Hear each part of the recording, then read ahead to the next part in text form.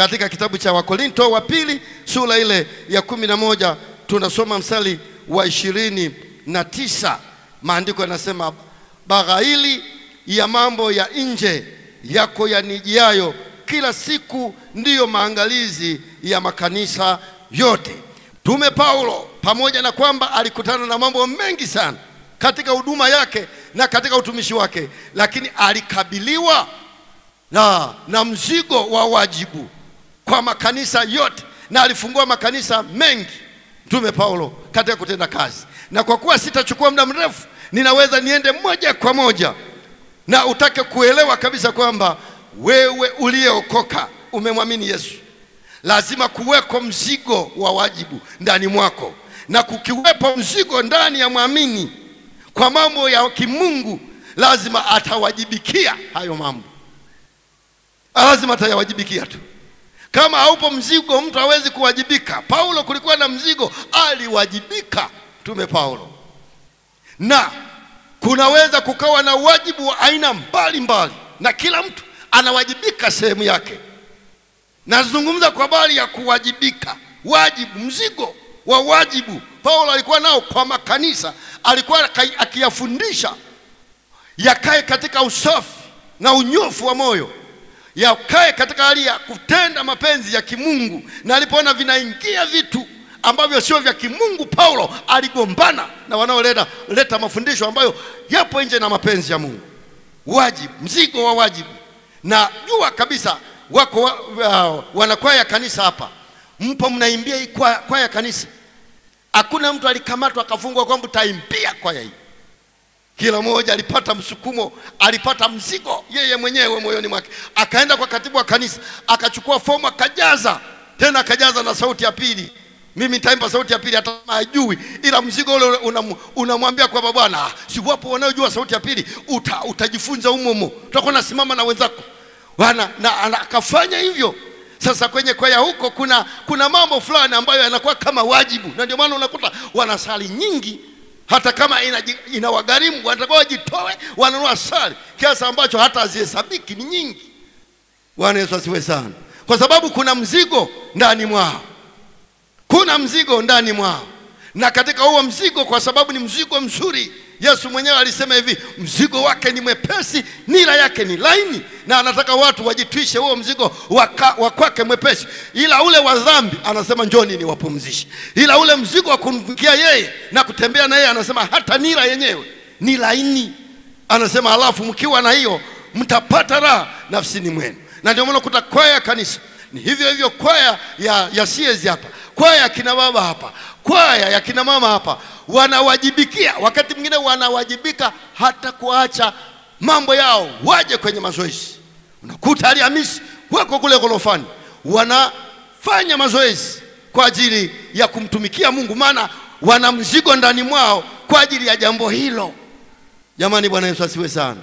Wana mzigo. Na mimi naona hata wanakwaya asubuhi kabisa hapa wanafika kabla, pengine wengine kabla saa 2, kabla ya saa 3 masomo ya shule wanafunzi yanaanza hapa. Wao walishafika hapa, wameomba, wamefanya mazoezi kwa ajili ya huduma, maana wana mzigo. Wengine wana kodi bajaji, maana ni mbali, wawai mazoezi. Huo ni mzigo. Na huo mzigo kwa kuwa ni mzuri ndani ya moyo wa mtu, unamfanya awajibike. Msukumo huo unamfanya ashughulike. Na wanatoa muda. Kama ni Alhamisi wanakuja, unakuta wakati mwingine wanakujaga mbio. Yani anakuta amechelewa dakika fulani, tulipatana saa fulani, sasa amechelewa, unakuta anakimbia. Wakati mwingine mpaka hata wasalimii watu kabisa. Yani hasalimii, maana humo ndani kuna wajibu unamtaka awajibike, ni mbio. Na mimi mara kadhaa, ila sasa ndio wanaimbaga wenyewe kwamba upendo hauhesabu mabaya. Kama ningekuwa na hesabu, nimepitwa mara nyingi pale sijasalimia kabisa. Wanawajibika. Sasa kuna wajibu wa aina nyingi. Kuna mwingine wajibu wa huyu kwa Mungu, mwingine sio wajibu huo. Lakini kila moja lazima awepo na mzigo, awepo na msukumo, awepo na wajibu ndani ya kanisa. Ukiona wewe hauna wajibu wowote ndani ya kanisa, ujue shetani atakupa wajibu. Usiwajibishwe na Ibilisi, wajibishwa na Yesu Kristo. Bwana Yesu asifiwe sana. asikuwajibishe shetani, wala isikuwajibishe dunia. Waimbaji hapa wameimba usitangetange na dunia hii itakupoteza. Ndugu, geuka, mwamini Yesu, utaupata uzima. Sasa wengine wanawajibishwa na dunia hii. Wewe Mungu amekuokoa. Bwana anataka kutetee.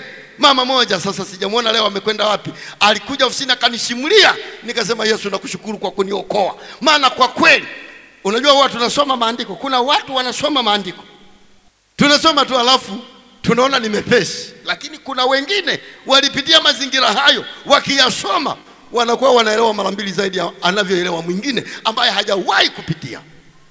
Bwana Yesu asiwe sana. Mimi naelewa ubaya hata wanja, nishawasimulia hapa. Naelewa ubaya wanja, lakini watoto wangu hawaelewi hata siku moja, maana hawakukutana na kadhia hiyo. Wao wanakuta chakula tele tu hapo nyumbani, hawaelewi kwamba kuliwahi kuwa na njaa wapi.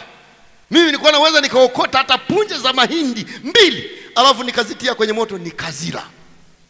Sasa leo hii kwa hali hiyo, hata kama Bwana angenibariki nikapata magunia mangapi, hata punje 2 hizo naziheshimu. Bwana Yesu asiwe sana.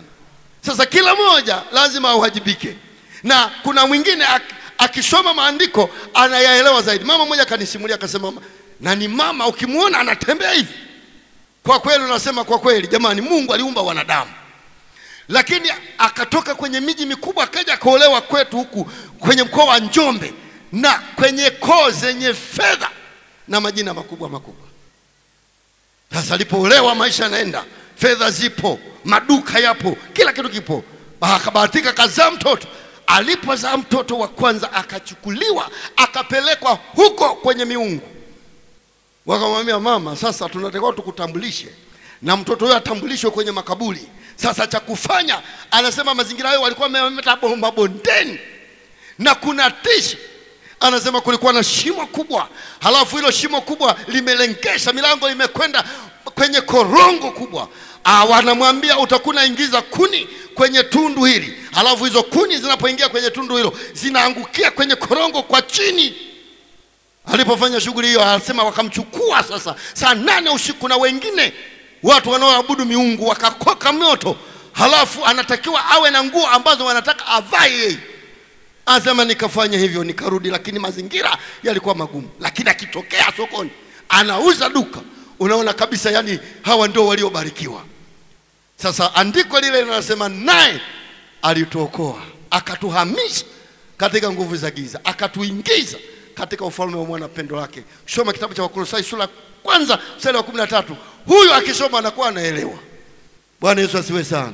Ambako Mungu alimtoa, akazaa mtoto wa pili, akaitwa, baadaye akazaa wa tatu, akaitwa, baadaye kwa sababu alizaa mtoto wa kiume akaitwa na mume wake. Alipoitwa mume wake, wakaenda kufanya hiyo kwenye miungu huko. Anasema aliporudi mume wake alinyongonyea, kanyongonyea, haponi, mara kichaa mara hivi, akafa. Alipokufa yule mama akaona hapa mazingira magumu, na yeye mazingira akawa magumu. Ametoka kwenye miji mikubwa, mama alikuwa dinadhifu, mazingira magumu. Akakutana na neema Yesu Kristo, akaokoka, ndiye kupona kwake na watoto wake. Naye alituokoa, akatuhamisha, akatuingiza katika ufalme wa mwana wa pendo lake. Aliponisimulia nikasema, Mungu wangu nakushukuru wewe uliyeniokoa. Maana kama mimi nilitishwa katika mazingira fulani, kuna wengine wamepita na alafu baadaye wakamtaka kwenye vikao, na siku nyingine wamemshindwa, wakaja kutoka Njombe, wakaja nyumbani pake, wakawa wamepotea, wako mazingira fulani, yeye ametokea mahali fulani, anawakuta wako wanaloga. Halafu walipoingia nyumbani wake wafanye kikao, akasema tuombe kwanza, akaomba, alafu bado yeye anaendelea vizuri. Jamani, Bwana Yesu asiwe sana.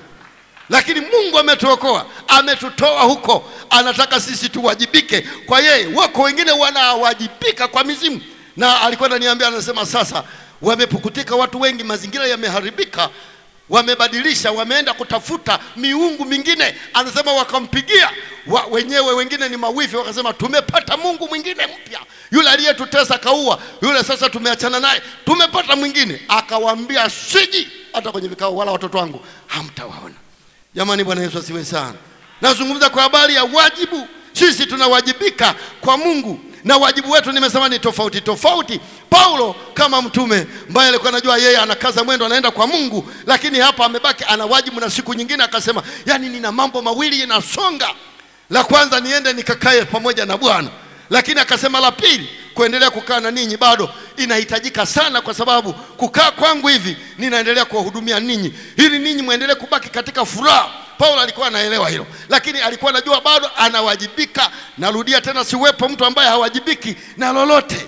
Mimi niwaambie kweli, hata kuwepo na kanisa hivi, mchungaji wa vijana ametufundisha lile somo linalohusiana na kuwekwa wakfu kwa hekalu, na watu wamezungumza hapa, maana mambo mengine yalikuwa yanafanyika zamani, mengine yalikuwa ni kivuli cha mambo yajayo. Kwa maana kwetu sasa miili yetu ni hekalu la Roho Mtakatifu, kama wanavyoimba kwaya kina mama hapa. Mtu akiliharibu hekalu la Bwana, Mungu atamharibu mtu huyo. Na anamalizia yale maandiko, anasema wala miili yetu si mali yetu wenyewe, ni mali ya yeye aliyetuumba. Sasa ni hekalu hilo la Roho Mtakatifu. Lakini tukiwa wa kweli, hii tunaita ni nyumba ya Mungu, mahali ambapo tunakusanyika sisi kumwabudu Mungu aliye juu. Hapo unavyoona hivi, kuna mtu alikuwa na mzigo wa hiki tunachokiona. Jamani, Bwana Yesu asifiwe sana kabisa yani. Na ndio maana leo hii asielewa anaweza asielewe, na sisi wenyewe wakati mwingine huwa tunaelewa tunapokuwa tumejinyenyekeza kwa Mungu, tuko tunaomba, iwe ni kule ukumbini, iwe ni kwenye ofisi, iwe kwenye madarasa. Ndio hapo Roho huwa anatukumbusha. Lakini wakati mwingine huwa tunaweza tusielewe, na ndio maana unakuta watu wengine wanasema jamani, hivi nyewe mmekaa kwenye tarazo, mnamwacha Mungu, mnatenda dhambi, mnaenda nje duniani huko, mmekaa kwenye viti. Sasa juzi alikuja Swila pamoja na Kazimoto. Kazimoto akamwita Swila. Sisi tulikuwa na mchungaji wa vijana kule kwenye ofisi yetu. Akamwita Swila akasema njoo uone ofisi ya wachungaji wasaidizi. Sasa mimi nikasema ole watu, sisi hatujielewi. Tumekaa hapo. Wakawa nasema hivi, hata maaskofu wengine kwenye majimbo yao hawana ofisi kama hizi. Hawana kama hizi. Hivi kweli? Wakati mwingine wakazungumza wakafika na mbali kabisa. Basi walisimama wakaangalia. Wengine wanaishaga tu kwamba mchungaji wenu ninyi anawajali. Nyinyi muangalieni mchungaji wenu huyu. Jamani, Bwana Yesu asifiwe sana. Hivi hayupo? Ndio maana sasa hata akiwepo Dodoma anatujali sisi, maana ana mzigo na kanisa ambalo Mungu amemwita ili apate kulichunga. Na ndio maana wewe umekaa kwenye kiti hivyo. Yeye alikuwa na kalia mianzi alipokuwa anaitwa na Mungu. Leo hii unaweza kuona kwaya ya kanisa ipo huku, kwaya ya kina mama wako gorofani, wengine wanataka kuomba wako kwenye madarasa, watoto walika hii wanaingia huku, kwa sababu mtumishi wa Mungu alikuwa na mzigo wa wajibu kwa ajili ya kazi ya Mungu. Hiyo ilikuwa inamwangukia yeye kama mtumishi wa Mungu. Lakini kila mmoja wetu hapa wanawaji. Unajua hatuwezi tukaimba kwaya wote. Kweli hizo step wanazozipiga kina Given hizo, akina sijui nani hapa, kweli sisi tutaziweza? Hatuwezi. Huo sio wajibu wetu. Lakini labda akina Hagai hapa, maana Hagai wana akifurahi analuka anajizungusha, na unasema naye hiyo ni wajibu wake kwa Bwana. Jamani, Bwana Yesu asifiwe sana. Sio wote tutafanya hivyo, lakini kuna vitu fulani hivi hivyo huwa wakati mwingine ni wajibu kwetu sisi sote kabisa. Yani vingine viwa vinakuja vinatuangukia, wote tunakuwa tunawajibika. Unajua hata hivi sasa tumeahidi kwa ajili ya balkoni zetu hizo. Gilead akasema hizo ni nadhiri tumeziweka kwa Mungu kila moja. Na kuna wengine hapa wameshaanza kupunguza, wengine wanaendelea kumwomba Mungu, na ana mzigo na kitu hicho. Hata mimi nina mzigo kwamba Mungu nisaidie. Hivi naomba Mungu nisaidie, nilishatamka, yani nishatoka moyoni kwamba nitatoa kwa ajili ya balkoni. Sasa mingine watu tunatakiwa tuseme, lakini wakati mwingine nasema,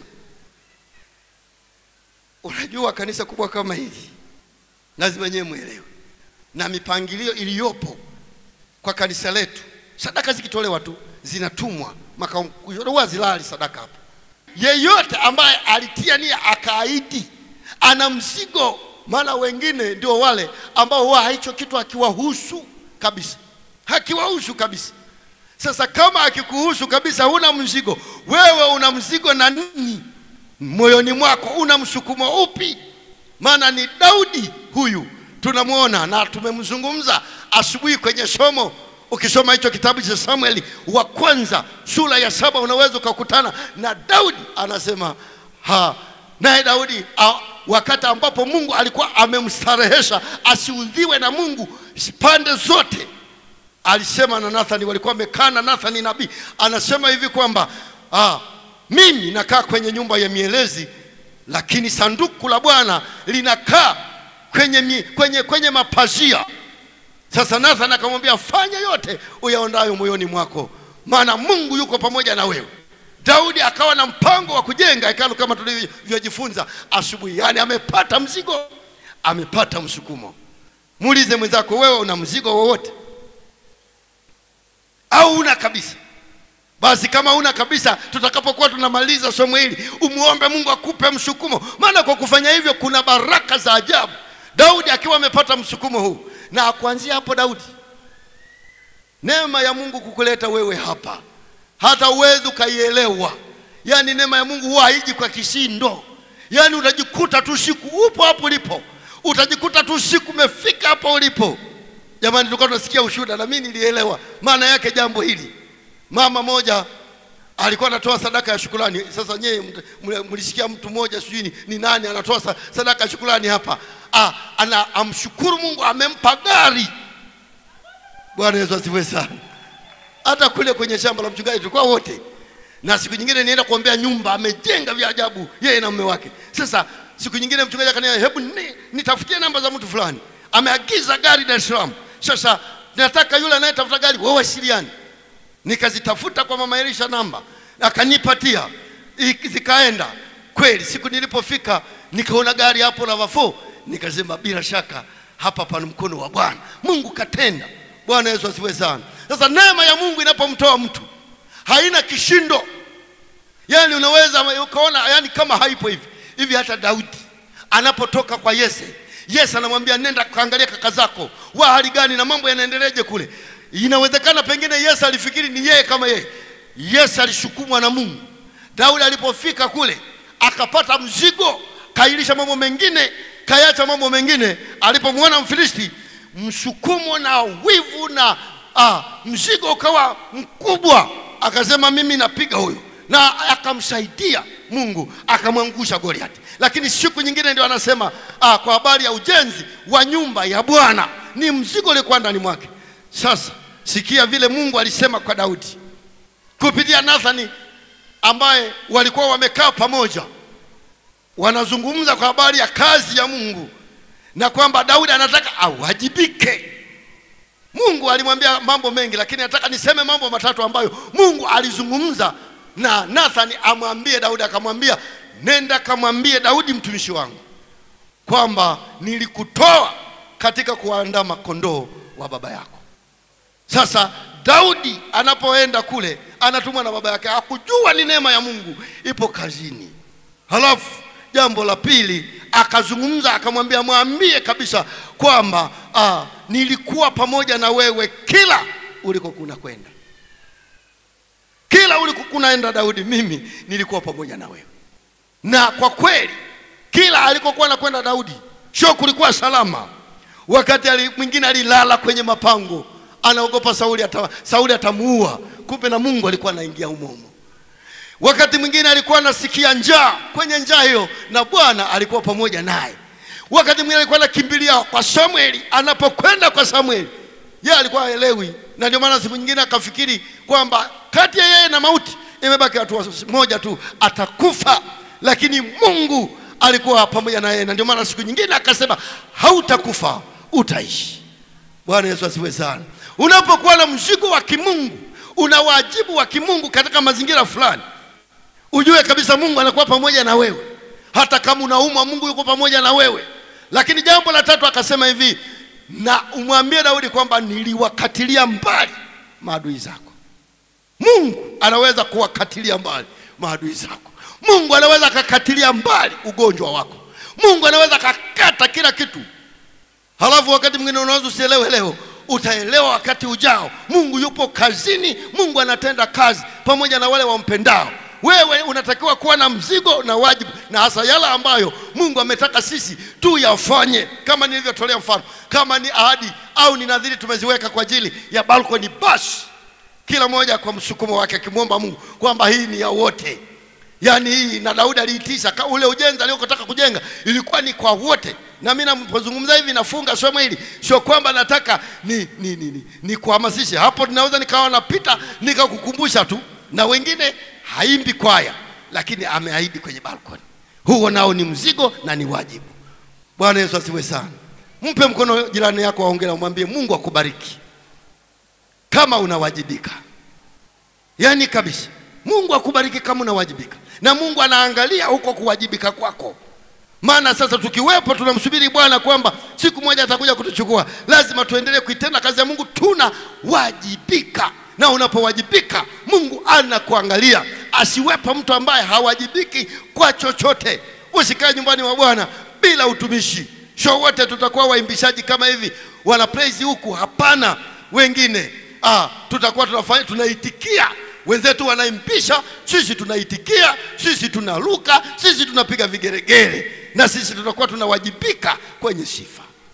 Jamani, Bwana Yesu asifiwe sana. Lakini kwa leo tunailisha somo letu hilo la 12. Paulo mtume alikuwa na mzigo na aliwajibika huyu. Unajua hata Musa huyu naye alikuwa na mzigo. Huyu aliwajibika. Biblia inazungumza kwenye kitabu kile cha Kutoka sura ya 2, mazingira fulani anazungumza, anasema hivi, Musa akatoka aende aangalie ndugu zake. Pata msukumo kabisa. Niko kwa Farao lakini mimi ni Mwebrania.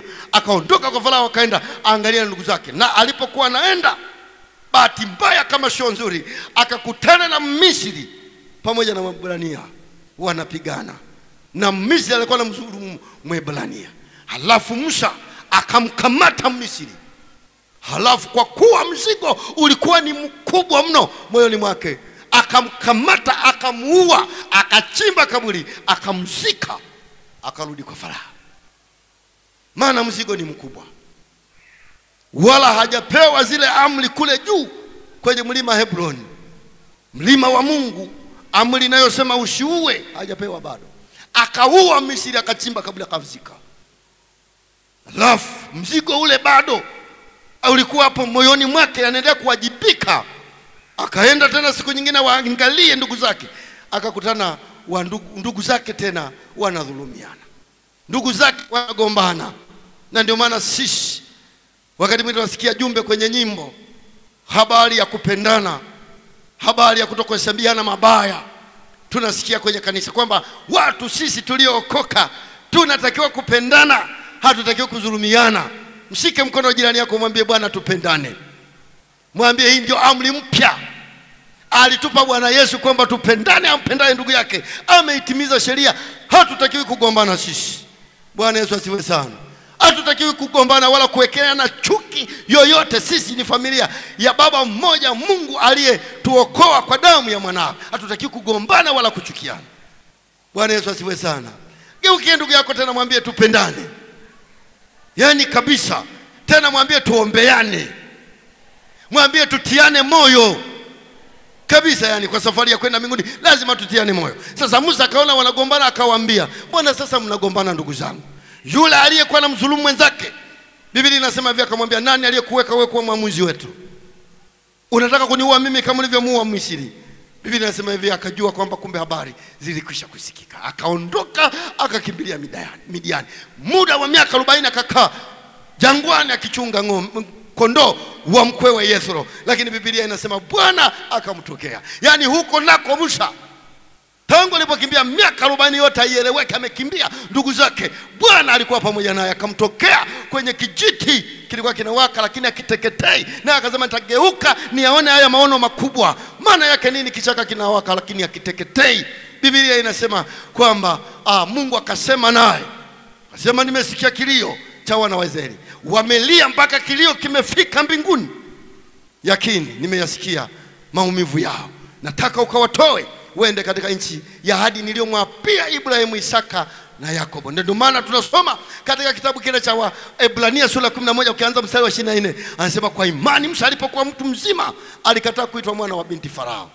Akaona afadhali kuteseka pamoja na ndugu zake, akihesabu ya kuwa kushutumiwa kwake Kristo ni utajiri mkubwa kuliko hazina za Misri. Maana aliyatazamia hayo malipo aliwajibika Musa, na vile alivyowajibika Musa, hata kitabu cha Agano la Kale kinapomaliza sura kama sio ene nakosea, kitabu cha Malaki anasema ikumbukeni torati ya Musa mtumishi wangu niliyomwamuru kule Horeb.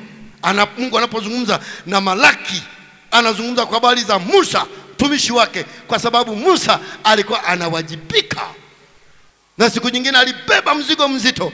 Mungu akasema tafuta watu ambao wewe unawafahamu, tafuta wazee 70, halafu nitoe roho yako iwe ndani mwao, halafu wabebe mzigo pamoja na wewe, usibebe peke yako. Kuna mambo mengine sio ya kubeba watu fulani tu, kwaya kanisa tu, kwaya vijana tu, mengine ni ya wote. Bwana Yesu asiwe sana. Kama hivi ya balkoni ni ya wote, na tukibeba wote basi mambo ya Mungu yanasimama na ufalme wa Bwana unajengwa. Mengine yanamwangukia tu mchungaji kama mchungaji. Maangalizi kwa makanisa yote, maana huo mzigo anao na Mungu ameuweka hivyo. Kila mmoja wetu akiwa na mzigo huo, Bwana akatukuta tunafanya hivyo, bila shaka mbingu zitakuwa za kwetu. Lakini nataka nimalizie na jambo moja, alafu waimbaji tena tutaimba. Sisi ni wageni, alafu tutaenda kumwomba Mungu ili kila mmoja wetu awepo na mzigo. Wakati mwingine tuna mambo ndani ya kanisa yetu wote kwa pamoja, hayo hayana mgawanyiko. Tuna jambo kama lile la mwezi wa 12 ambalo huwa tunambariki mchungaji, tunakuwa pamoja naye, na sisi hapa waga hatuna kigugumizi, kwa maana hata yale ambayo Mungu amempa mzigo yanaeleweka. Na hicho kipengele nataka kuzungumza, hicho ndio cha mwisho hivi. Nataka tukimaliza tu hapo tukamwombe Mungu, na hicho kipengele nataka kukizungumza wakati huu ni mzuri, maana si changishi, maana si aidishi watu, lakini nataka ulijue hilo nalo, kwamba nalo hilo likikaa moyoni mwa mtu, likikaa kwa washirika wa kanisa hili, tutakapokuwa tunataka kufanya, basi yani Mungu anakuwa pamoja nasi. Lile jambo huwa ni la mwezi wa 12 la kumtia moyo mchungaji wetu. Lile jambo ni la ajabu sana. Wakati mwingine sisi wazee huwa tunaweza tukawaza kwamba sije ikawa labda pengine tunawalemea watu, lakini Mungu huwa analeta viashiria vya ajabu sana kwamba jambo hili mimi Mungu nimelikubali, kanisa fanyeni. Bwana Yesu asiwe sana. Mama mmoja kauliza akasema, kwani hivi mchele wakula kanisa zima shingapi? Ni kiasi gani? Hilo huyo mama aliuliza kwa katibu wa kanisa. Katibu wa kanisa akamtajia, akasema yule mama niachieni mimi. Yani mmoja anataka walishe wote hivi. Huo nao ni mzigo na wajibu. Jamani, Bwana Yesu asiwe sana. Yani ni mzigo wa wajibu huo na wenyewe. Yani anasema niachieni mimi. Lakini tena mtu mwingine huyo alinipigia simu ni mimi. Anasema mzee, kwani ng'ombe wenyewe ni shingapi? Hata tukitaka wawili ni shingapi ili tule kwa pamoja? Maana ile hali inaleta umoja, inaleta kupendana, inaleta kumpenda mchungaji wetu. Ni shingapi? Ananiuliza. Mtu huyu mmoja ana mzigo na jambo hilo. Hivi mmoja ana mzigo, nyewe mle nyama siku ya sikukuu. Tumpige Yesu makofi. Yani kabisa. Yani akaonesha, akasema, alimaliza na kusema, mzee niombe, ina maana nina utayari hata wakutafuta ng'ombe wawili. Nikasema jamani, si kwa kweli mtarudi nyewe mmeweka kibindoni nyama zingine? Hata wakiwauliza watu unasema, akisema wewe umeweka nini, weza kilichonona au kinono. Tulikuwa na sherehe kwa Bwana. Bwana Yesu asiwe sana. Kama alivyofanya Daudi.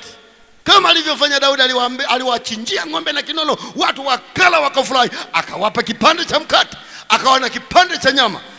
Mimi sasa kama ndio msimamizi, ni mwenyekiti mwenyewe, na wapa kipande cha nyama, alafu na kipande cha kiazi cha mviringo. Mnaenda nacho nyumbani. Ila kimeokwa, wala sio cha mchuzi kitalojeka njiani. Hicho kinakuwa kimeokwa vizuri. Na yenyewe hayo sadaka kama hizo anasema ndizo zimpendezazo Mungu. Sasa hatutaki watu wanaojivutavuta nyuma. Na sasa wakati ule tunapokuwa tunataka kufanya mambo kama hayo, kama watu wanajitokeza wakasema mambo kama haya, kweli kama hata hujui kusoma, huwezi kujua hata picha kwamba hii ni picha ya simba. Bwana Yesu asiwe sana. Unajua kabisa kwamba kwa hali hii, kwa viashiria hivi, hili jambo lina kibali.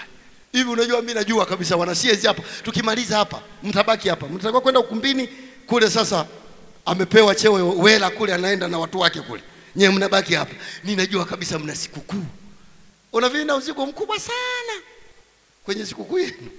Amna mdogo, lakini nitawajibika. Lazima nitafanyaje? Nakaa na mchungaji wa vijana pale, lazima na mimi, yani hata kama sina hela nitafute popote niseme Bwana tuko pamoja, sio tupo pamoja maneno tu. Bwana Yesu asifiwe sana. Hata mama Mbuni mkurugenzi, kwani mimi niko kwenye dala kina mama mimi? Naimbia kwa kina mama mimi. Bwana hata kama mazingira yamekwita, si wanafunzi walifanya nini? Sisema kimama angalau tuko pamoja, sio tuko pamoja mkono tu. Huo mzigo ni mwepesi sana, ni mdogo. Jamani, Bwana Yesu asifiwe sana. Lakini tukiwa kwa kina Longolela kule kwa wababa, siwezi nikafanya kama nimefanya kwa siezi. Kwa sababu huko sasa nawajibika. Mimi sio kijana kama nini. Jamani, changamkeni, fanyeni vizuri mkiwa hivi. Na sisi wenzenu zamani tulikuwa kama ninyi. Sasa wengine wanasema wewe mzee, wewe umeenda wapi wewe? Na miaka mingi. Jamani, Bwana Yesu asifiwe sana. Kabisa, fanyeni vizuri. Huo nao ni wajibu wenu. Siku ile mnapoluka na nini, mnafanya vizuri kwa Bwana. Yaani tutasema kwa kweli Bwana amewapa mzigo na sare mnayo, na mnataka kumbariki mchungaji wenu, maana ndio makusudi yenu. Na mnasema vijana tuna nguvu kuliko mwanzo, tumemshinda shetani. Safi kabisa, inakuwa imekaa vizuri. Na mnaposema mmemshinda shetani, mnaluka, halafu hata mkijibamiza chini, tunasema hapo kweli nyewe mmemshinda shetani. Sio kivivu. Mmemshindaje shetani halafu mnatua kivivu kwa nguvu kabisa mpaka kishindo kinasikika, maana mko mbele za Bwana. Jamani, Bwana Yesu asifiwe sana. Sasa nataka niseme huo nao ni katika mambo ya wajibu kwa kanisa la Makambako, wajibu ambao unamhusu kila mmoja wetu. Hilo nalo la mwezi wa 12, nalo kila mmoja anawajibika. Na nikuombe weka kitu moyoni mwako, wala leo mimi siwezi kusema wote tunashinga. Na sisi tuna busara, najua kabisa nyewe mnawajibika na balkoni hizi. Kuna mama moja hapa, yani yeye mzigo wake alipoenda katoa hadi kwa katibu kule, yani yeye alijipangia kila mwezi $100,000. Na uzuri wananipa mimi mwenyewe kila mwezi $100,000. Yani mpaka atakapomaliza, na bado kidogo anamaliza. Yani ashaanza kila mwezi laki inaenda, kila mwezi laki inaenda, maana ana mzigo na jambo hilo. Na mimi siwezi nikasema jamani wote toa shilingi ngapi mwezi wa 10. Najua sasa tuna balkoni hizo ambazo ni wajibu kwa kila mmoja wetu, na tuombeane. Na mimi nawaombea, na mimi mwenyewe najiombea kwamba Mungu atusaidie. Tunajua kabisa siezi hapa mna jambo hilo, na tunawaombea. Najua nalo ni wajibu mzuri kwa Bwana. Mungu awasaidie mlifanye vizuri. Na wiki linaloanza kesho ni la Shiezi. Pige Yesu makofi. Wala mimi hamtaona nimeshika maiki. Yani wakinipa maiki mzee tuko jirani pa ananyang'anya kama sio kuzima. Wala nisiombe matoleo. Wala hata kama ningesema sijui kifua kinafanya ni hamna, mpaka wamalize wenyewe wenye nguvu. Bwana Yesu asifiwe sana. Na mchungaji tayari kule anaelewa likizo inaendelea. Na sisi nilijaribu kumwambia mchungaji, nikamwambia bwana mchungaji, wewe unatafuta likizo. Sasa basi likizo hiyo hesabia kuanzia unavyoenda Dodoma, halafu unganisha na la Shiezi iwe likizo. Sasa wewe nataka likizo yenyewe iliyo kamili. Hiyo mnanichomekea kwenye majukumu yenu, hapana. Bwana Yesu asifiwe sana. Lakini nataka niseme kila mmoja hebu awe na mzigo, awe na wajibu huo. Yani aone anawajibika. Na tukiwa hivi wote hivi, kila mmoja akasema hili ni la kwangu, mimi hili linanihusu. Unafikiri kila mmoja akafanya? Maana mimi niwaambieni kweli, usije ukafikiri wanavyokuwa wanauliza wengine, na wengine hapa najua wana furaha na jambo hili na wanalikubali, hata ninapohubiri hivi mnalipokea kwamba huo ni wajibu wetu. Sio wote. Maana hata Yesu Kristo mwenyewe ametembea na wanafunzi 12, akawepo Yuda kafanya vingine. Lakini mimi kwa kweli hapa na waombea wote kwamba tuwe na nia moja, na tuwe na mzigo huo wa wajibu moja. Na tutakapokuwa kila mmoja amepokea, maana uzuri mchungaji ametulea, ametufundisha hapa, hatupangagi kwamba mama Sawi shilingi kadhaa, mama Itika shilingi kadhaa, mama Robert shilingi kadhaa, mama Edwin shilingi kadhaa. Mzigo ulio ndani yako kwa ajili ya jambo hilo, wewe unataka fanyeje, na ule mzigo ndio utakufanya uwajibike, halafu ufanye. Sasa fikiria, kila mmoja akaelewa, kila mmoja hapa akafanya. Hata kama tunasema tutaanza mwezi wa 11, yani wa 9 uishe na harusi ya BM ipite, ndio kule sasa tuseme jamani, sasa muda umefika wa mazoezi ya kanisa ya mahali pamoja. Hata kama sasa hatuna mzigo wa kuimbia kwaya, basi kwaya ya siku ile tu moja au ya wiki moja tuimbe wote. Basi unakuta watu kutii wote wanafanya, mimi nakwambia matokeo yake yanakuwa makubwa. Ndio yale matatu nimeyasema, yale ambayo Mungu alisema kwa Daudi. Anasema nilikutoa katika kuandama kondoo wa baba yako. Mungu wewe amekutoa mahali fulani, kama ambavyo alimtoa yule mama mazingira magumu ambako alikuwa anapeleka kuni kwenye makorongo, alafu wanamfanyia vitu vibaya. Anasema nilisikitika mume wangu tulipoenda kwa mara ya 3, tumeingia kwenye korongo usiku wa manane, wakamtoa nguo akabaki na buku tatu, halafu akatufanyia mambo mabaya ya ajabu. Anasema mchungaji yaelezeki, Mungu alimtoa huko. Bwana Yesu asifiwe sana. Akamtoa akamuingiza katika ufalme wa Yesu Kristo. Sisi tuko kwenye ufalme wa Yesu Kristo. Unaweza kuona watu wana majina makubwa, unaweza kuona watu wana vitu vingi, uwezi kuelewa usiku wa manane wanakwenda wapi na wanafanya nini. Miungu yao hiyo inawanyonga, na mwishoni sasa wanakuwa hawapo kabisa. Lakini sisi tuko huru kweli kweli. Bwana Yesu asifiwe sana. Sisi tuliyemwamini Yesu, Bwana ametuokoa, tunatembea kabisa, maana hatutendi dhambi, tunatembea tukiwa huru kwa Yesu Kristo, naye anatulinda, anatutetea. Hata yanapotaka kuja mabaya, Mungu anaweza akayakata, anakatilia mbali, sisi tunakuwa salama. Bwana Yesu asifiwe sana. Tunakuwa salama. Wewe mtu uliokoka wa Makambako, Bwana akupe shauku, Bwana akupe mzigo, Bwana akupe neema, na Mungu anaweza kutenda mambo ya ajabu. Anasema atakuwa pamoja na wewe. Alikuwa pamoja na Daudi kila alikokwenda, kila alikokutana na jambo, Mungu alikuwa pamoja na wewe. Unataka Mungu awe pamoja na wewe, hebu endelea kuwajibika mbele za Bwana. Daudi aliendelea kuwajibika, anapita mapito magumu, Bwana alikuwa pamoja na yeye. La tatu, kama nilivyosema, Mungu akawakatilia mbali maadui. Huwezi kujua wewe maadui zako wengine ni akina nani, wana mpango gani katika ulimwengu wa roho. Kuna mipango mingine inafanyika katika ulimwengu wa roho mbaya sana, yani mbaya sana. Yani Mungu akishakutuokoa, Mungu anakuwa ametutendea neema sana, neema kubwa. Bwana Yesu asifiwe sana. Neema kubwa. Hao wanaofanya mambo ya nje huko, hao wachawi hao, shetani hana jema hata siku moja. Niwahi kuwasimulia baba moja gwiji kabisa, amejiamini, anasema yeye kwamba mimi hapa hakuna mchawi. Anazungumza kwenye kijiji kwamba hakuna mchawi anaweza kuniloga mimi. Sana sana kakiri kidogo kwamba labda mimi anaanza kuniweza hapa walokole, lakini sio vinginevyo. Na inaonekana kwa sababu ni msumbufu, wachawi walijipanga wakajikusanya waende wafanye chochote. Anasema walikuwa kifika nyumbani mwake wanaona vichaka, wakifika nyumbani mwake siku nyingine wanaona ziwa la maji, wakifika nyumbani mwake hakipo kitu. Wakapanga mipango na kupanga, haikuwezekana. Kwa hiyo wakati mwingine, na alikuwa maarufu kijijini, alikuwa na zile njuga, wakitokea viongozi. Siku nyingine mpaka nilipata wivu, maana nilikuwepo, niko shuleni, niko kama sio darasa la 6 basi la 7, basi wameiandaa hiyo timu yake, na yeye anamiliki hizo njuga na nini na ngoma. Akatokea hapo na kikosi chake, na kwa sababu ni mchawi kwenye ulimwengu wa roho, anacheza zile na wanapiga hizo ngoma zao, na kwa sababu wana misukuma ya mashetani, walinunuliwa pombe, yani walishangiliwa. Na ukisikiliza inaonekana inalipa, kwani muziki ya dunia, kwani unafikiri haina ladha? Na wengine walicheza hapa. Sasa wengine wenye maisha magumu hawakucheza muziki. Steward anaelewa, alikuwa anaruka kuta kule, kuna muziki kweli ilipigwa, lakini ni mchawi kweli, na akawa ni mtu ambaye anajiamini. Lakini na siku nyingine mwenzake mchawi mmoja akawa ana mtoto wa kiume, akamwambia mzee, mtoto bado ni mdogo, hii mizigo hii hataiweza, naomba nitunzie, atakapokuwa mtu mzima utamkabidhi hiyo mikoba. Yule kijana, na tulisoma kama darasa moja na mimi, yani Mungu ameniokoa kweli. Yule unajua mimi tulisoma darasa moja, tumemaliza wote 87, halafu mwenzangu akakabidhiwa hiyo mizigo. Mimi sikuelewa kama amekabidhiwa, na anatesa kweli.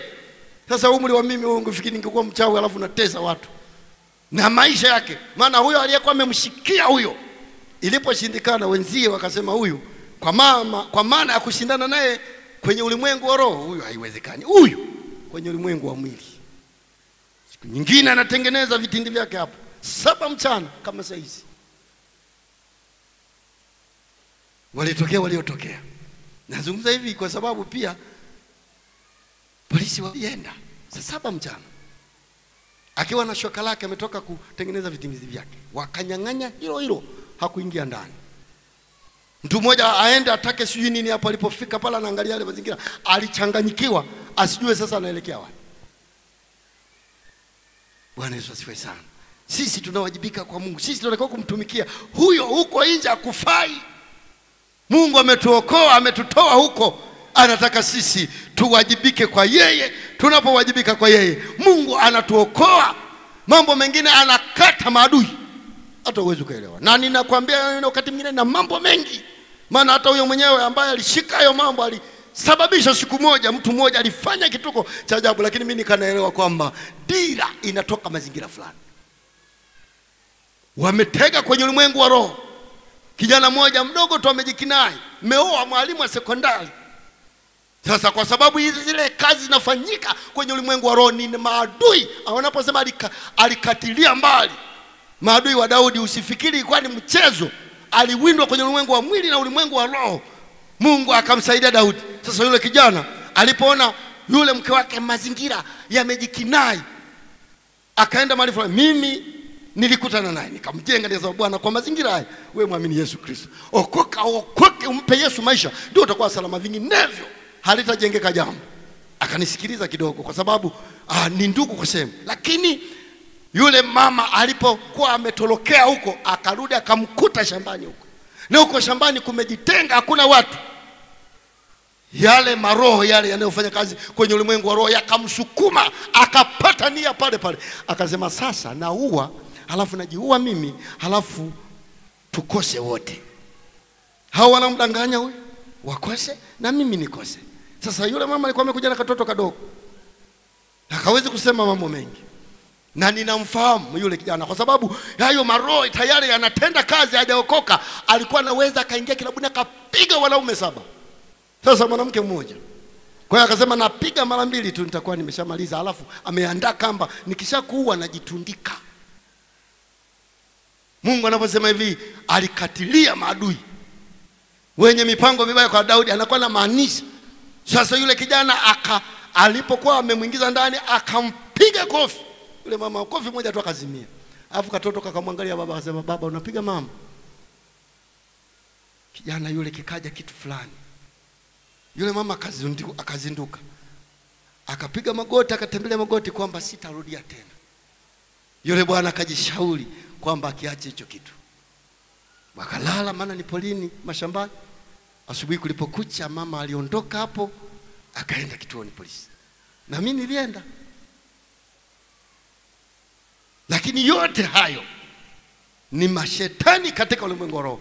Wanafanya hayo sio kwamba wanakuwa wamejitakia, ni misukumo mibaya, ni mizigo mibaya. Sasa hapo waliwasaidia, ni habari ndefu. Lakini nataka uelewe, maandiko yanaposema niliwakatilia mbali maadui. Mpango wa adui kwa maisha yako ulikuwa ni mkubwa sana, lakini Mungu anajua vile alivyokuokoa kwa neema yake kukufikisha hapo. Anataka wewe uwe na mzigo moyoni kwa ajili ya kuyafanya mapenzi yake. Yanapokuja yale ya kikanisa, yanapokuja yale ya mwezi wa 12, kila mmoja wetu anapokuwa ana mzigo huo, Bwana atatenda mambo makubwa katika maisha.